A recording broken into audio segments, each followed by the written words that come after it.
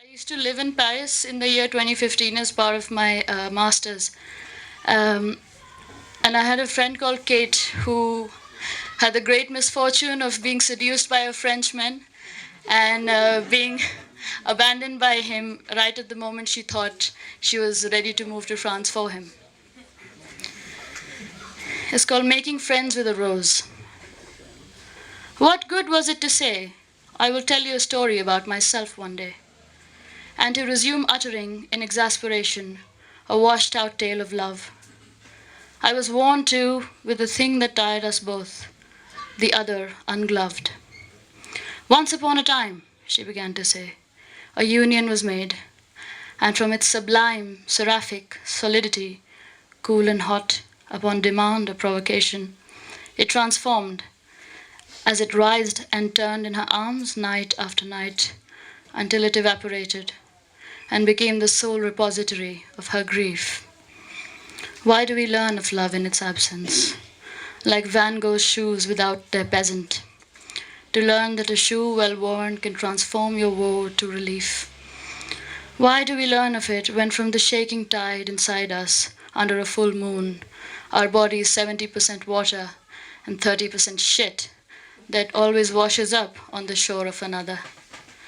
It floats sinister, morphs and breathes into a cloud over Metro Belleville, which never casts a shadow, let alone pour its whole being and grace the melancholy whores of Sacré-Cœur, the pickpockets of Pigalle, Luciferian smiles, you the Vikram to their Vetal, in God's own dustbin. There was one that loved my rose like all foreign things. He loved her as he loved the idea of aliens watching us and looking back at them dissolve in a pornographic wet dream. He loved mystery in people, in blossoms, bosoms. This unnameable rose, her face aglow under dusk, sparkling dust caught in a deluge of moonbeams flooding the house at night. Look at my perfect body, he'd said. Let it touch your perfect core. No one has been kinder, keener, fair. That story unfortunately ends there. Rose is a recluse, and she knows that tyrants can't stand natural order. They mistake it for chaos, disorderliness. It serves as fodder for their anger, so they quaff some blow and kill 6 million Jews. Love and mercy, words once banished from postmodern Parnassus, are the cure to mental disease and doggerel. Glyphic, uncertain, prevaricating, elude definition in a post-world world. Love and mercy, terrible angels. Harbingers of beauty, another bad word. For Rilke told us years ago, beauty is the beginning of a terror that we can barely endure. Endure.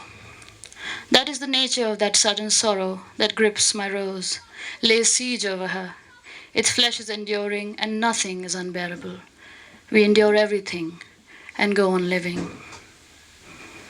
Or so the story goes, among women and among friends that are often women, brave enough to take apart the real from what only seems, to find themselves at home here among cafes that offer some room, some leeway, far and near.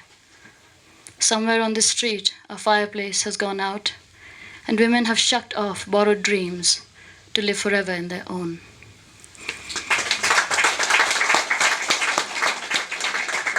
And just a last really short one to lighten the mood.